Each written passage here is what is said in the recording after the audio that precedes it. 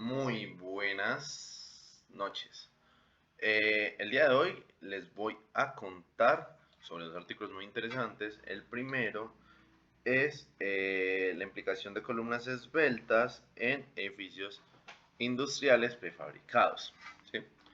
En donde lo que principalmente se busca es analizar las columnas esbeltas de hormigón armado en edificios industriales prefabricados, en donde se han encontrado diferentes problemáticas. ¿Cómo son la interacción que estas columnas tienen con elementos no estructurales, como puede ser el suelo industrial, generando que sus derivas sean elevadas y se generen conexiones frágiles?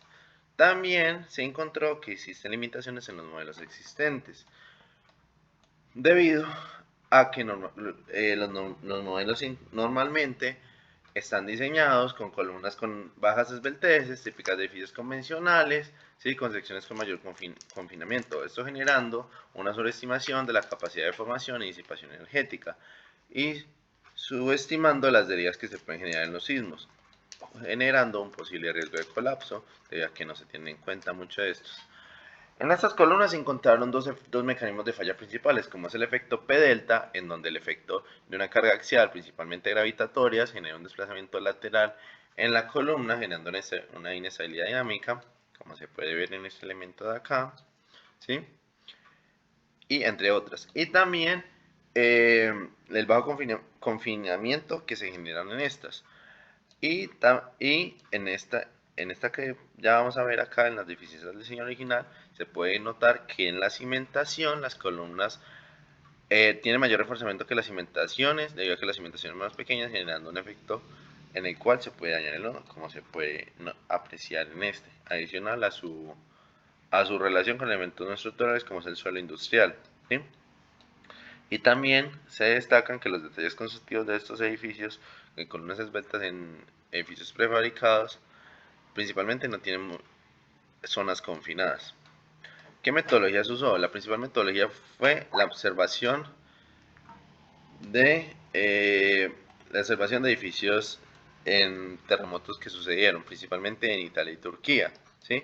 En donde se encontraron las fisuras flexionantes en columnas, bando de barras longitudinales y fallos de conexiones no dúctiles. Lo que se puede apreciar acá principalmente ¿qué es la fuerza con el desplazamiento, en donde debido a las conexiones que se dan, como se puede observar acá, que es la parte de la conexión entre el suelo y la columna, a pesar de que la fuerza en un momento va paralela al desplazamiento, llega un momento en el que no hay mucha más fuerza, pero su desplazamiento aumenta mucho, eh, llegando hacia la conclusión de que este falló, ¿sí? Y también se da un análisis no lineal basado en datos experimentales, y se evalúan la longitud de la rotura plástica, los estados de daño encontrados, que son la fisura, la fluencia y el pandeo, y la relación entre el suelo estructural y los efectos con el suelo industrial. Todo esto nos da ciertos resultados en donde se hicieron unos hallazgos claves, donde se encontraron unos mecanismos de falla, en donde está el pandeo de barras longitudinales, donde se ocurre debido a un espazamiento entre los estribos grandes, y también se puede destacar el mecanismo de falla del efecto P-delta, el cual es dominante en columnas esbeltas, debido a que se genera un momento de segundo orden. Eh, También se destacan que se puede obtener el comportamiento típico de columnas esbeltas, en donde se encuentra que la deriva de fluencia es menor al 2%, pero que es mayor en edificios convencionales, es decir, tradicionales. Pero también se encontró que se puede generar longitudes de rotura plástica y aproximaciones trilineales. Y otro de los hallazgos fue principalmente el hallazgo entre la interrelación de las columnas esbeltas con la cimentación y el suelo industrial, en donde en el suelo industrial aumenta la demanda de cortante en las zonas inferiores en las columnas, en donde estas pueden fallar por cortante, y en las cimentaciones debido a la capacidad inferior de los principios de diseño que se tienen en estas, como por ejemplo se puede apreciar acá, en donde a pesar de que la capacidad cortante de la columna sea fuerte, sea expansiva, su capacidad a momento no se logra mucho debido a que una de las principales afectaciones es el efecto P delta y su relación con una cimentación débil o un suelo débil puede generar todavía más daños. Y esto tiene ciertos resultados, en donde se permite una evaluación sísmica mejor para estos elementos, para estos edificios existentes, y se recomiendan diferentes aspectos para dar un buen reforzamiento estructural tanto a las columnas como a las cimentaciones. Y se llegan a diferentes conclusiones, en donde las cimentaciones suelen ser el eslabón más débil en este tipo de diseños. El pandeo y el efecto delta son los fallos más críticos y las columnas esbectas tienen baja ductibilidad y alta sensibilidad a los efectos. Y listo. Esto es todo por este artículo. Es muy interesante debido a que en muchas ocasiones los edificios prefabricados de manera industrial, al ser edificaciones que priorizan principalmente su construcción en la velocidad, puede que pierda características mecánicas debido a esto. Y ahora, el otro artículo del cual les voy a hablar es el reforzamiento sísmico para estructuras existentes a partir de reforzamiento con polímeros. Sí, creo que es así. En donde lo que principalmente se busca es generar estrategias que permitan la rehabilitación sísmica para estructuras de hormigón armado diseñadas antes de los años 70, utilizando compuestos de polímeros reforzados. El enfoque se basa principalmente en un mejoramiento de las uniones viga-columna, es decir, en los nodos, en un sistema de marco validado a través de ensayos y modelos analíticos, en donde principalmente se encontraron varios hallazgos, donde se encuentra el sistema estructural de las edificaciones anteriores a 1970 que generan fallas que se encontraron falta de refuerzo en los nodos de forma transversal, anclajes inadecuados entre barras y mecanismo de rotura de corte en nodos exteriores y llevados a la agregación de resistencia y colapso prematuro. Principalmente se buscan las estrategias para rehabilitar, en donde el material, perdón, me salté una diapositiva. Estrategia de rehabilitación, principalmente lo que se busca es dar un enfoque multinivel. Una rehabilitación total permite la mejoración de los nodos exteriores y los nodos interiores, es decir, la protección de todo esto. Y una rehabilitación parcial prioriza principalmente los nodos exteriores y, permite una tolerancia al daño limitada en los nodos interiores.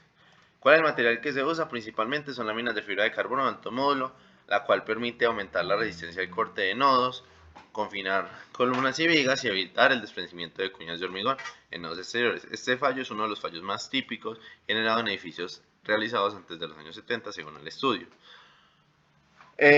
También adicional a esto se pudo encontrar diferentes modelos en donde se destaca el dominio del desempeño en momento y carga axial. Esta herramienta permite predecir la secuencia de eventos, es decir, el resultado que van a tener, es decir, puede generar una fluencia, puede generar un fallo, puede generar una fisura a partir de las cargas sísmicas. Y considera la variación de las cargas axiales que se generan en las columnas en los sismos. Y también se destaca que en el momento de generar los modelos analíticos con el reforzamiento con fibras, estas se equivalen a estribos exteriores con límites de deformación para evitar desprendimientos, que se separen. Y principalmente, ¿qué se halló? Se hallaron diferentes resultados, en donde en las uniones exteriores permitió la eliminación de mecanismos de falla, de rotura de corte y la formación de rótulas plásticas en vigas, permitiendo una mayor disipación de energía. Y en las uniones interiores permitió controlar el daño en los núcleos, evitando el pandeo de las barras. Esto principalmente se realizó en un sistema global de un marco de 3 pisos que permitía encontrar la mayor resistencia de utilidad sin el mecanismo de piso blando, en donde una de las características que tenían las edificaciones anteriormente construidas antes de los años 70, tenidos en cuenta en el estudio, eran que principalmente tenían esa característica de piso blando. Y se llegaron a diferentes conclusiones, en donde se comprobó que la eficacia del reforzamiento con fibras permitía el aumento de la resistencia al corte de los nodos, evitando fallos frágiles. Permitía también controlar las formaciones de rótulas plásticas en las vigas, y también adicional a esto permitía confinar las columnas, retrasando el pandeo del refuerzo longitudinal y la degradación de las capacidades resistentes.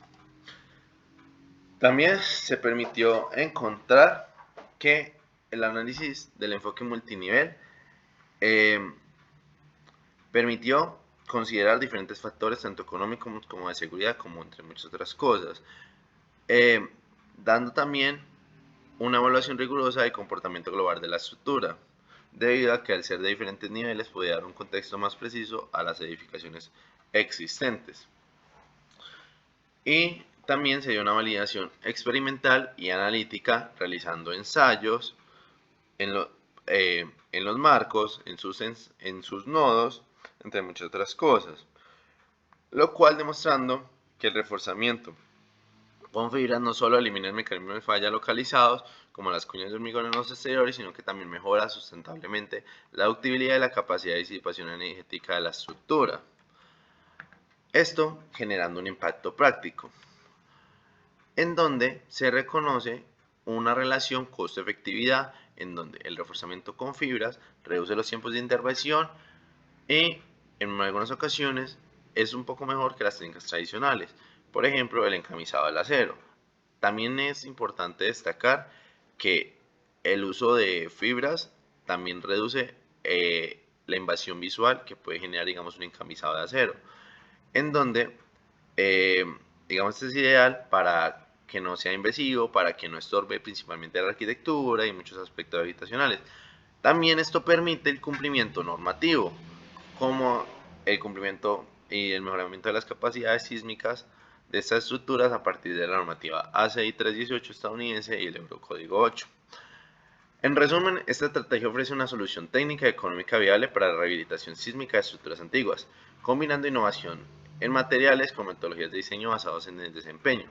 Sin embargo, su éxito depende de un diagnóstico preciso y una implementación cuidadosa, debido a que principalmente a partir de las características en las cuales se encuentra la estructura, su modelo constructivo, entre muchas otras características, se tendrá en cuenta si este tipo de reforzamiento va a permitir que se mejoren las características sismorresistentes de la estructura y permita así un mejor funcionamiento con mayor seguridad y mayor apegamiento a la norma. Mi nombre es Juan Camilo Espina, es un gusto y espero que les haya gustado.